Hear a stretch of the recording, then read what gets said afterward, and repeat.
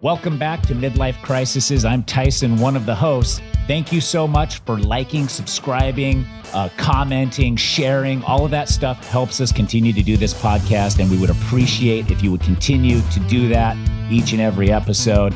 We love you guys so much. We want to keep doing this, and that is one of the ways to guarantee. Nothing in life is guaranteed. Guarantee it. Yeah, okay, that we will keep doing this.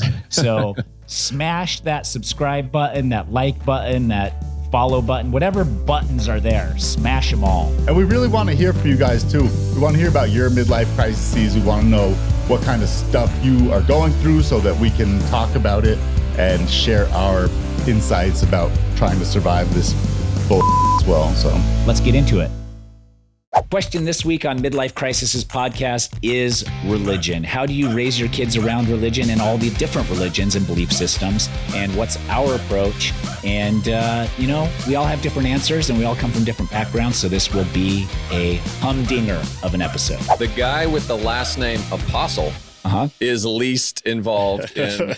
Welcome to Midlife Crisisses, everybody. This is the show where we talk about all the challenges we're going through in this phase of our life and try to commiserate and help you guys as well, and occasionally have fun doing it.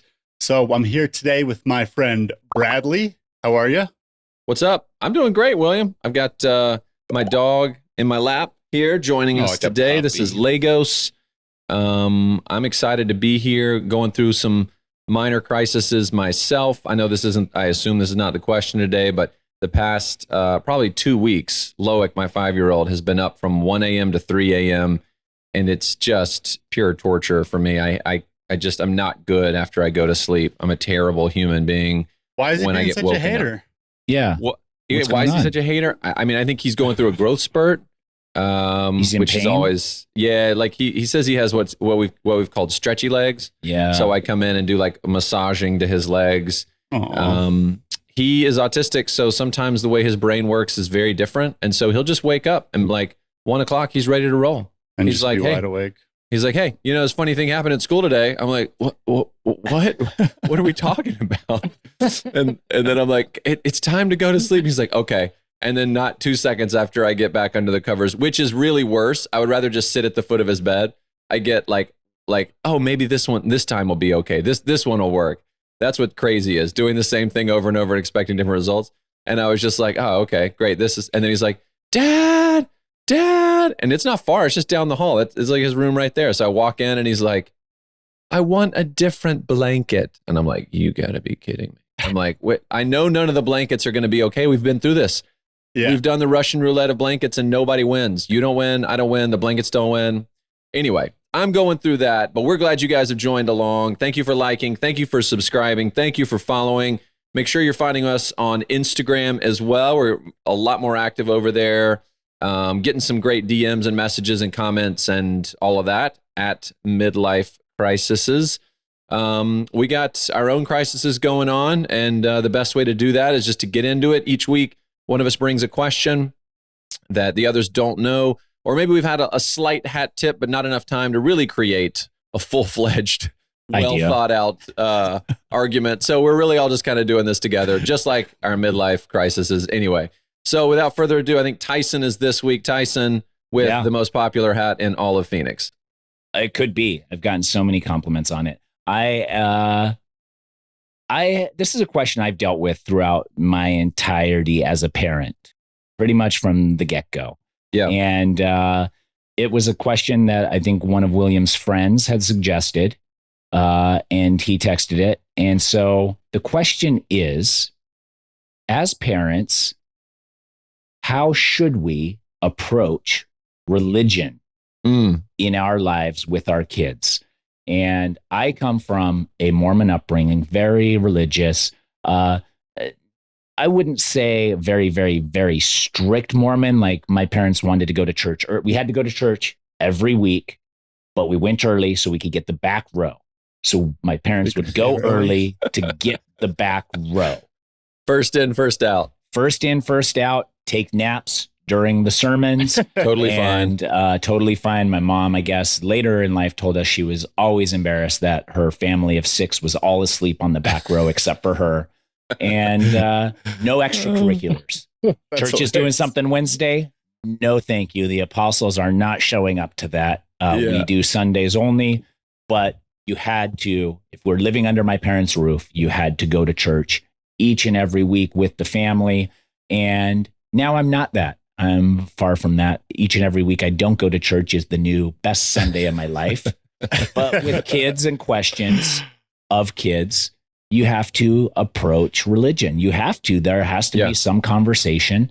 And I think we're all different probably in our religious affiliations and beliefs and acceptances and stuff like that.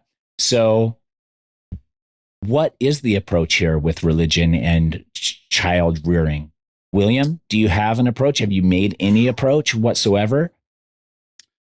I mean, myself, I'm really not religious at all. I'm How did you grow up? Kind of. So my parents were both raised like strict Catholic, so that's why they're not Catholics. They went to Catholic school, Not even selling all that forever. So I think they have some pretty challenging memories from their childhood going to Catholic school and being raised Catholic. But my parents really wanted us to have community and, some sort of a spiritual thing when we were kids.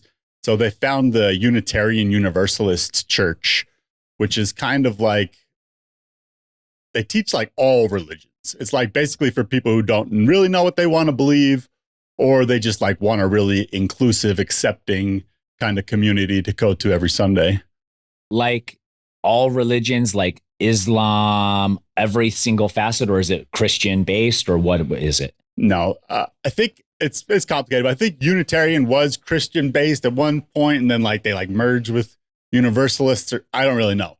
Maybe the other way around, but it's multi-denominational. So like in Sunday school, one week we would learn about Moses. The next week we might learn about Jesus or one of the prophets, or we might learn about, some sort of Hinduist tale, something like that. So it was really all of it. And It's kind of a cool approach because they just tried to tell like good moral lessons from all these different world religions. And it was really fun too. Like as kids growing up, we had a lot of, and not even kids, like high school we would go to, or middle school, high school, we would go to all these retreats. We went to New Mexico and Arizona and like lived on a Navajo reservation and a Hopi reservation and like all these really cool things. So I liked it. But it's coming up for me now in my life as well for a couple of reasons. Not necessarily with myself, a little bit in that I still am looking for a community. I think like a lot of people in this phase of life, it's harder and harder to find community. And also just in this world we're living in where people spend so much time on screens and away from me people, I think I do miss some of that being around people for the community aspect. But I'm divorced and my daughter Rowan's 4 years old and I have her half time. And she goes to church with her grandma, which it's fine, but it's also like, I mean, it's definitely fine. But I don't know their church. I don't know like anything about it really. And because of my parents' tough experiences with their upbringing with church, and because honestly, just like I see a lot of really damaging things that are happening in American society with a claim that it's for Christian purposes. Yeah. And so it's hard for me to figure out how to navigate like whether I'm okay with that, if I want to like check it out, go up and see it, if I want to talk to them. So that's the one way. And the other way is I'm thinking about possibly going back to the Unitarian Church too with Rowan.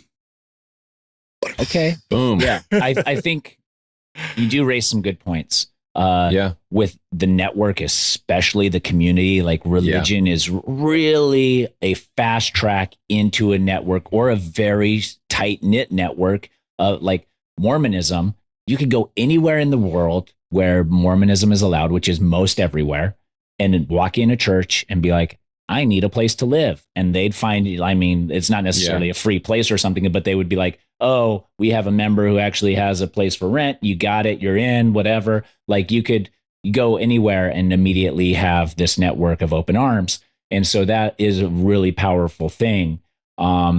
And yeah, I like that aspect. And a lot of people that I know that go to church that don't necessarily believe in the stuff they're preaching at that church are there to be part of the club, and they like being part of the network.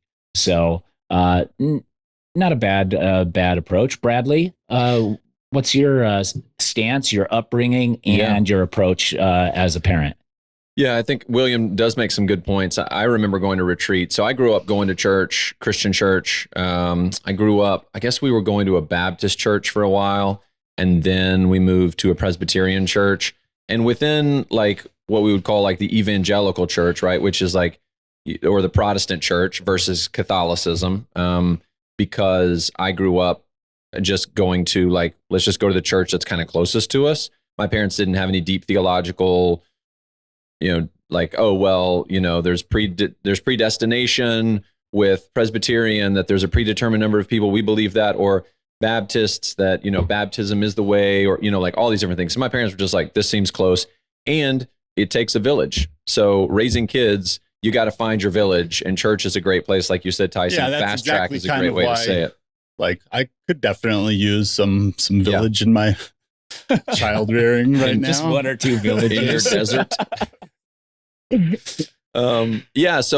So I grew up going to church. I was pretty involved. It was youth group. It was every Sunday we went to church, and this was also back in the day when you had to dress up.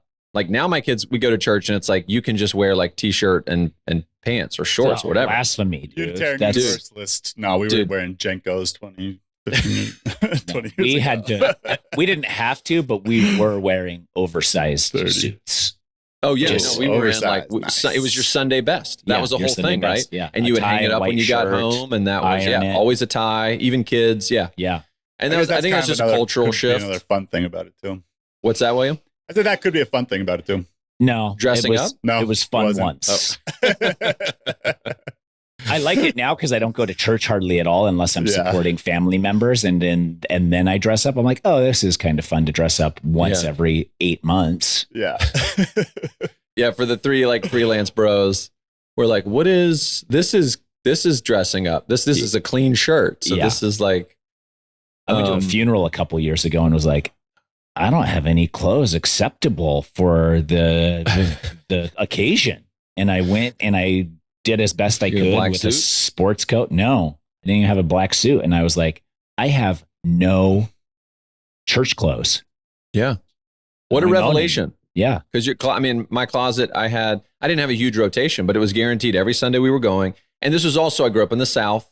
Nothing even opened on Sundays until like at least 12 o'clock. Like you couldn't even, there was no cafes. You couldn't go get breakfast anywhere. That wasn't even a thing. It was like Sunday brunch didn't exist there. Not that we took part in. Horrifying. Yeah, I know.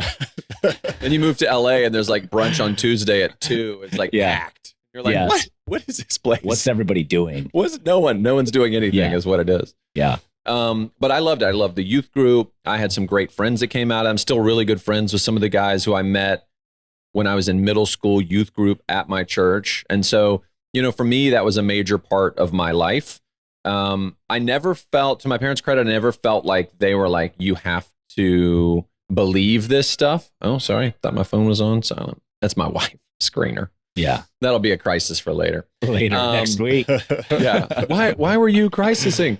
And then my dog is having a crisis. Anyway, so, for me, it was a major part of my life, major part of my upbringing. My parents were never like, you have to believe this stuff, but they were like, you have to go. Kind of like Tyson, like, that kind of thing of like, you have to be here. You have to be a part of this. This is what our family does. As long as you live under the roof, this is what we do. And couldn't really like leave the roof. That wasn't really an option. So it was just a funny expression. Yeah. So yeah, and then as I grew up, I stayed in my faith. So I kept going to church and kept doing the things. In fact, my first like job was working for a nonprofit. It was a Christian group called Young Life, but it wasn't church based. So it was like, it wasn't about theological differences. It wasn't Catholic or Protestant. It wasn't, Baptist, whatever. It was just like, we love kids and we love Jesus and here we go. As long as you're not gay. What's that? Sorry. No, Sorry. Well, that's, you know what? So that's, I Young felt Life is like tough. I've got some friends who are in Young Life, and basically did everything that they possibly could for him. And then one of them came out as gay, and they just like, it was really brutal. They just wanted nothing to do with him. Like, Yeah. tried to tell him that he had to change, and like, he could change. It wasn't like, a choice. It was a choice that he could change. Yeah. Yeah. So No, and that gets to what you're talking about in terms of like worldview, because you look around and you're like, well, people are saying that guy is a Christian and I don't want anything to do with that guy. Or my friend is gay and he was treated this way by that group. Or, I mean, the church in general owes a lot of apologies to a lot of people. And I think any church that doesn't believe that, I think, is like maybe not the best place to be, because there has to be some self-awareness and accountability in the way that people have been dealt with. I mean, going back to the Crusades, don't believe what we're gonna kill you. What? Hang on, let's slow that down. How does that jive with like the Bible I'm reading? So it's of course it is full of messed up people, because it's people. But I was was at a crossroads, because I grew up Protestant Christian in the South. Right. And in the South, it's also different. It's very cultural. Everybody went to church on Sunday. Like, totally different. Even if you killed someone on Saturday, you're still going to church on Sunday. Like, you're going to be there. And not that I know, but I knew. Hearsay. And then eventually I meet Kirsten, and she's Catholic. And so my perception of that was like, Catholic is probably what your perception, or at least what your parents' experience was, which is like very strict. It's a bunch of rules. There's no love. It's like, you got to do this stuff. There's guilt. By the nuns. Exactly, like that whole concept. That was my dad's and so experience. I was like, yeah, that's not for me. But I was like, I also love you, so I'll check it out. So eventually, on Sundays we were double dipping. I was making up for Tyson. Tyson wasn't going to church on Sunday. I was going twice. 2 churches? What? 2 churches. It was crazy. God. In LA. Brutal. I should have been playing volleyball. I should have been surfing. Pretty long. What's that? I mean, aren't Catholic sermons pretty long? No, at least not the ones that. Short. An hour. I looked them up by filter. How long is how long? Short is the service? By short to long. Yeah, exactly. List them short to long. List them short to long. Yeah. So, I knew growing up that because faith was a part of my life, it would be a part of my kids, but I didn't know that it was going to be like, oh, I guess Catholic will also be a part of my faith. So I had to ask a lot of questions, do a lot of research, talk to priests, talk to pastors, figure out where I land on that. And I'm still technically in the middle. I'm not technically Catholic, even though we've resorted to just going to a Catholic church now instead of trying to. I mean, you have a kid, you're lucky to even get out the door to go to Target. Much more, get to Spending a church day on time. on Sunday. And you're not doubling up. Yeah. So we kind of had to make a compromise there. So I think for me, I do like the ceremony of the Catholic Church. There is something really interesting about what I've seen with some of my friends who, now the Christian church, in a lot of ways, a lot of these churches are smoke and it's like fireworks and like it's a rock show and like it's a whole That show. Like sounds Hillsong is a super popular one. What'd you say, Tyson? That sounds awesome. Well, it is really cool. It's Royal Gemstones. That's exactly. I actually read an article by Relevant Magazine, which is a pretty cool publication, and they were saying like, hey, if you're a Christian and you don't like this show, you should look at yourself again, because the irony and satire is actually spot on. Like, unfortunately, this is 2 real guys. Yeah. And so, there's a lot of that. But then, there's other aspects to my faith that, I didn't have growing up, because Catholicism is so like liturgical and a lot more quiet and, and peaceful and spirit. There's a lot more spirit. And I think we lose that in our world of like, I can explain everything. Here's how everything works. So you see a rise of spirituality. I think you have to acknowledge that to some degree, whether it's a faith or it's stones or it's the stars or whatever it is. There's something else outside of ourselves, I think. And so for me, we just kind of, Kirsten and I are both on the same page of like, this is how we're going to do it. But we also are aware that like, if Ellis at some point when she moves out, goes to college, is like, I'm done, I'm not going to church anymore. We're still going to love her and she's still welcome in our home. And if, we're not creating that type of boundary or border. Are you going to be upset? Are you going to encourage her to go back to church? Are you going to be a little bit like worried for her well-being? Is there going to be any of that? Or is it going to be total like acceptance of her choice? I think it would be I think for me, it would be similar to like, if she's like, I am just going to eat junk food. I'm done eating healthy. I'm just doing fast food and I'm going to eat snacks whenever I want. And it's going to be Twinkies. There would be a little bit of like, go for it, live your life. And also like, it might make you sick. It might not be the best choice based on my experience. You know what I mean? So I think there would be a little bit of like, I would ask why. I think as a parent, that's one of the best questions you can always ask, even of yourself. We're going to grandma's again for Christmas. I hate going. It's a long trip. Let's ask why.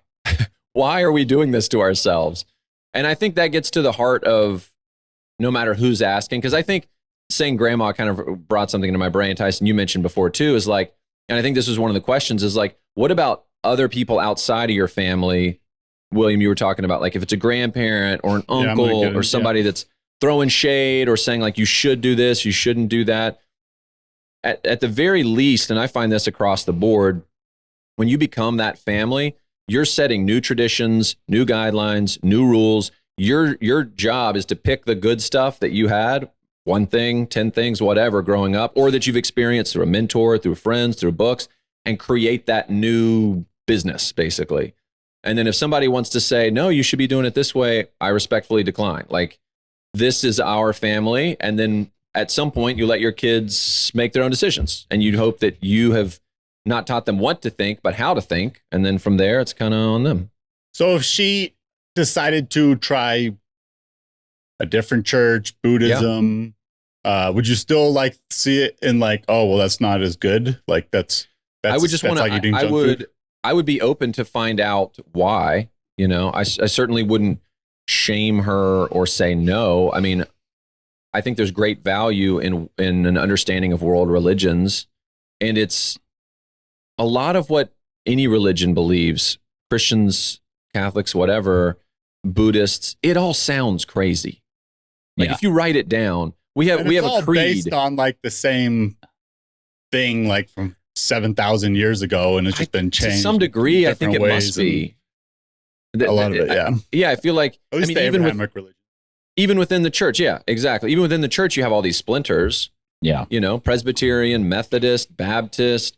You know, and then even within Presbyterian, you have PCA, PCUSA, EPC. There's like all these divisions. So it's like, I feel like it all roots back to, you know, all these tributaries come back to this one point. So I would ask her why. I would want to know why. I think for me, I would be like, if she didn't have a good reason, that would be what I would worry about. Is this just to piss me off, or like you not piss me off? This isn't gonna piss me off, but like, is it just because you got bored or you're like trying to whatever? But if it was like, no, I really think she's that on a this spiritual quest. Is this a better way to live? And especially for kids, because we know no matter how old your kids are, from 4-year-old up to Ellis at 11, as parents, when we tell them something, most of the time they got to figure it out for themselves. Yeah, they still got to learn. They still got to learn it. That's a great way to say it. You can tell them, but they still got to learn it. Yeah. So let me share a little bit about where this question came from, because he was saying that it came from one of my friends, and it did. It came from my friend who's also pretty non-religious, but his whole family is very religious. And lately there's been some fights. I don't know if the fight is the right, just awkward moments. Conflict. Where like the family's over for dinner and they want to say grace before dinner. And my friend and his wife don't want to say grace. They're not religious. They're not trying to raise their kids religious. And my friend is like, you know, whatever. Like, if his house, his rules. Prayer, well, no. So yeah, he's like, if my family's here and they want to say a prayer, it's fine. Yeah. But his wife is like, no, like your family cannot be saying prayers at dinner. Like that is not who we are. We don't believe in that. Why would we be doing that in front of our kid? So that's kind of the question: is how do you navigate? Or another question: how do you navigate family members who are trying to have religion, instill religion, or even something as simple as saying grace when you are not against it? And is that okay? Like, is that okay for your uncle to come over and say a religious prayer and thank Jesus and all these things, even if you don't believe in that? Or is that your place to say, we don't believe in that? I'm in that position, and I've been in that position for a long time. That's my exact position in life. I'm pretty indifferent.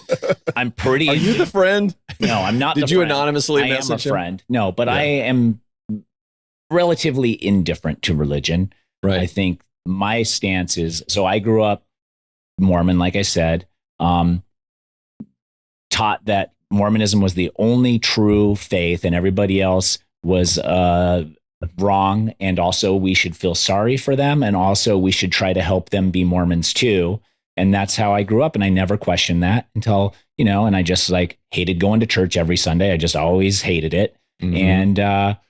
And I just started thinking, like, is it a waste of time if we're all just focused on like what's after this life? If we're just like, what is it?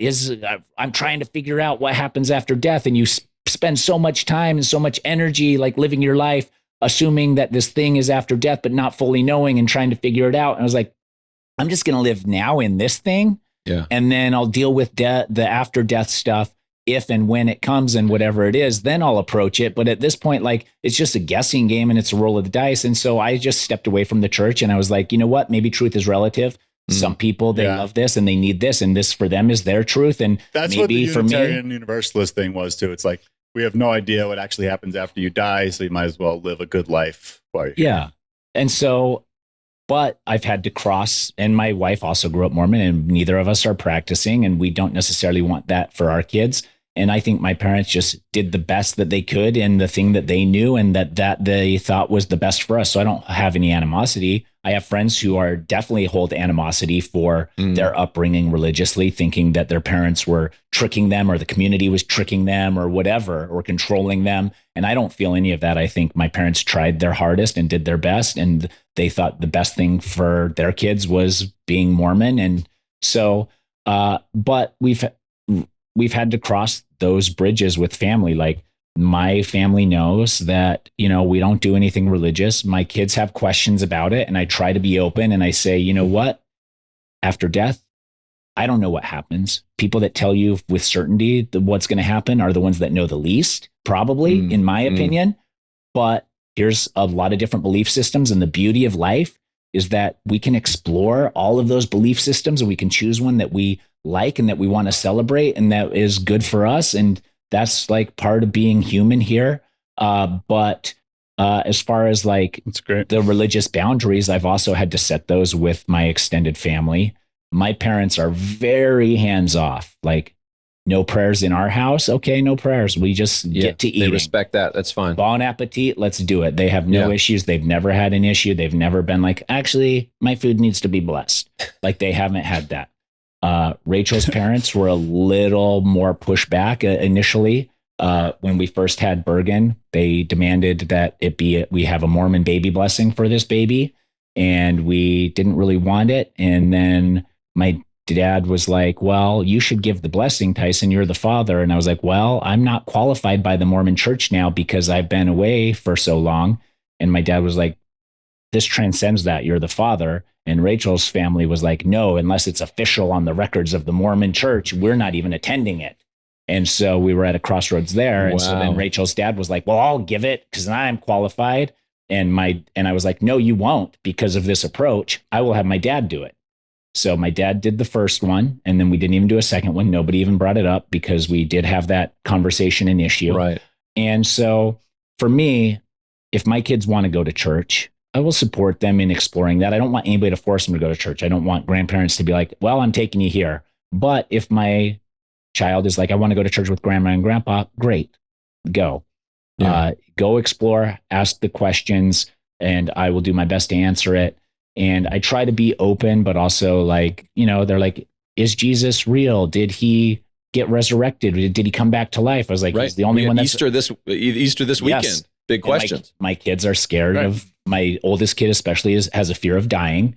And she was very intrigued by the Jesus coming back to life. And I was like, she's like, wait, there's an out. Yes. Wait, I heard about this guy. 3 days after. And I was 3 like, days? I could do that. I could do 3 days. He's the only one that's performed that trick in the history of mankind so far. But I was like, but I'm willing to give you 3, 4, 5 days outside of burial to give it an attempt if you want. And that was her request was, let's wait. Give me 3 or 4 days after I die. Yeah. That's so cute. Yeah, but also sad. And Sorry. Yeah. yeah. So All I'm this- like, That's where the saying "Saved by the Bell" came from. Do you guys know that? oh no. They used to bury a fair amount of people prematurely before they were actually dead. So they installed like bell. bells within the coffins with like a Yes. breathing tube, so that if people were buried alive, they could I do ring the remember bell and that. hopefully I do. get saved. Yeah. So my approach, my approach here has been like stand firm in what I believe, but also what I believe might be wrong, but there's no way to prove whose beliefs are right. And so let them explore what they want. I have friends who, When they're like so young, it's like you have to do what you think is best for them. Say when I was before my divorce, I didn't really want my daughter going to church with her grandma. Yeah. But now that I'm divorced, I can't say anything. Like it's totally out. So it's a strange situation for me. That's because your ex-wife's I'm not very mom. supportive of it. It's my ex-wife's mom. Yeah. It's weird. You just have to do your share on your side. And that's, I have friends right now who go to church to be part of the club, but they teach things there that they don't fully believe. And so they bring the kids home and are like, have a faith off. Yeah. Faith Whichever off, faith battle, wins. some Bible bashing. Yeah. No, but my friends come home and go over like what they learned in church and say, as a family, we don't really support the whatever movements that they're doing at church. We like church. There's good things at church, but there are things that we for ourselves don't believe as far as what they're teaching. And so I was like, that's another way to live. But who knows, maybe down the road, either the kids are like, well, the church is right and you're wrong because the church said they're right, or maybe they swing the other way, or maybe it's perfectly fine. I don't know the balance, and you won't know the balance until they're an adult. So the best thing you can do as a parent is the best for your children that you as their parent think. And if like out of your control of Rowan going to church with grandma, then that's fine. Have a conversation with her about it, about if she enjoys it, about what she learns there. And then you input what you think is best for their upbringing in that moment. And that's, I think, what most loving parents do and how they approach it. And some parents believe wholeheartedly in the faith and the church and whatever, and they're diehards on it. And they think that that's going to be the best for their children. And they go that way. And I can't fault people for that. But that's not my way. And so there's boundaries to be made. There's conversations to be had, and that's going to exist throughout. Because my family up until recently was like, hey, so church, like, when are you like prodigal son? Here's a story of the prodigal son. And finally I just like, Mom, I don't go to church because I hate it. And I don't think it's true. Like I always hated going to church growing up. It was always miserable. It was always a fight. I hated putting on church clothes. I hated going to church. And I only heard the same stuff over and over and over again. And it was boring. Yeah. And so I was like, and with Mormonism, like the thing that they ask you to do is pray and God will give you an answer of whether it's true or not. So rather than do that, I just say, I prayed and got a really bad feeling about it. And then nobody can say anything to you. Right. You can't prove that wrong. Yeah. Well, he combated the only way we were going to tell him to. Dang it. I thought that was going to work. It's like an Elf when Elf is trying to prove that the Santa at the mall is not the real Santa. And he's like, if you're really Santa, what song did I sing to you on your birthday? Yeah, he's like, exactly. Happy birthday. And he's like, oh, dang it. So good.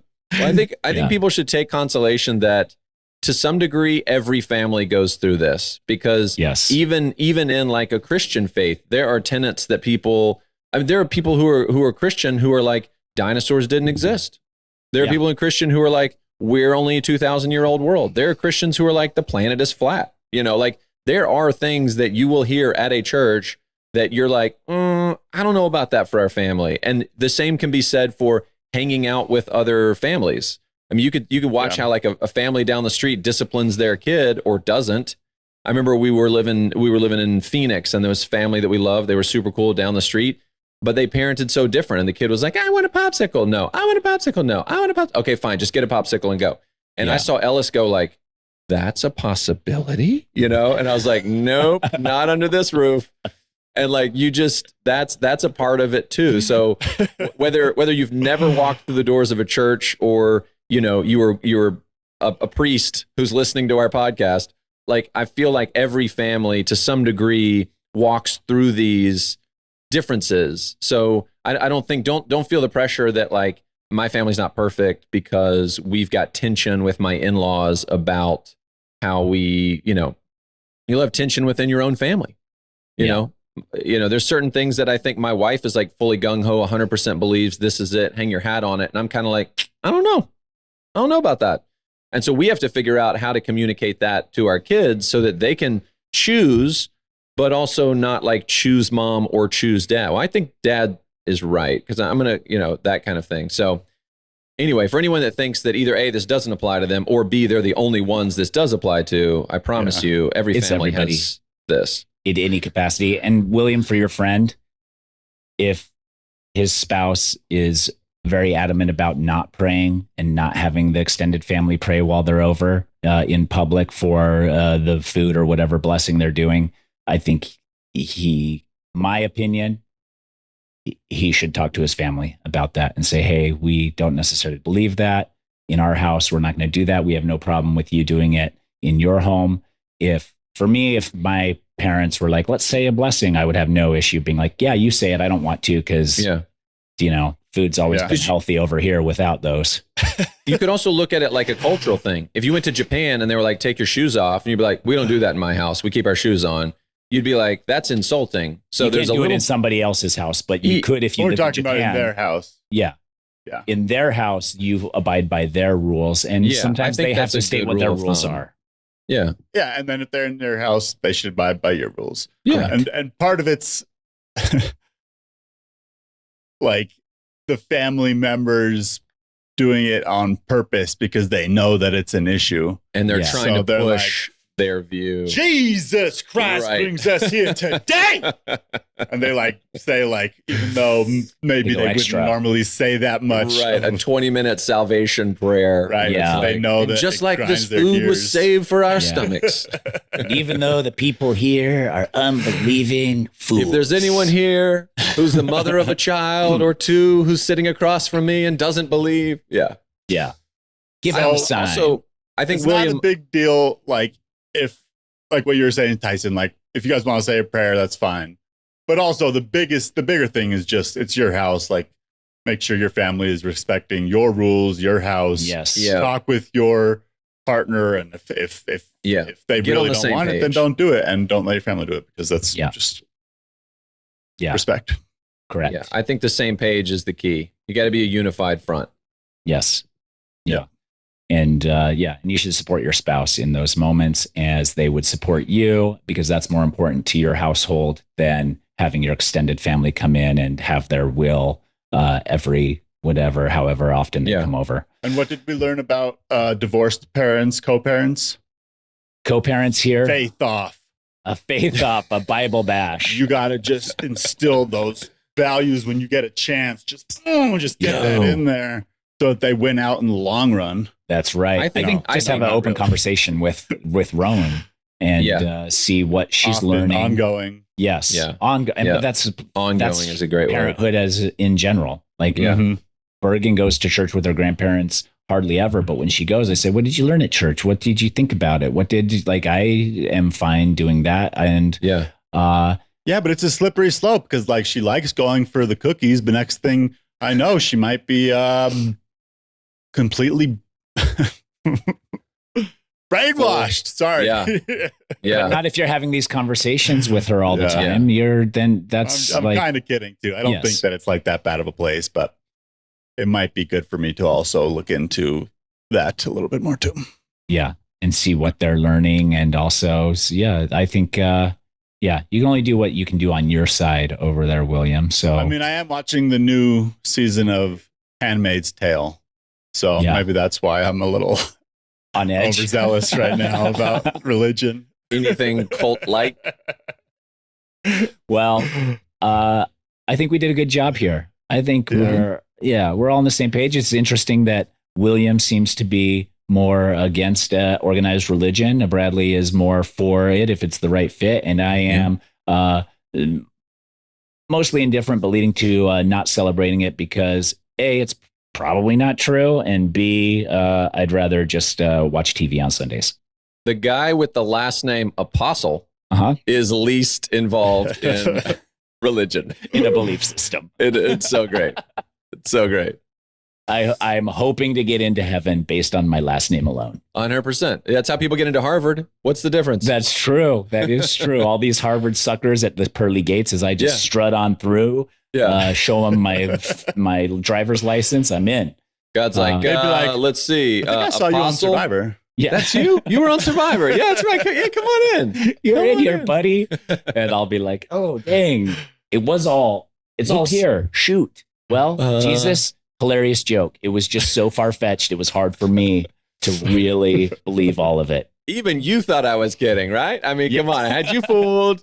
I've been in it the whole time, bro. Yeah. Let's dab up. Okay. Thank you all. Religion is a sensitive to the subject, and we're sorry if we offended anybody, but also get over yourselves. See you next week. All right. Bye, guys. Let's hear your questions about religion if you guys got them. We are really starting to build this community, so keep hitting us up. We love getting messages from you. Enjoy your week. Peace.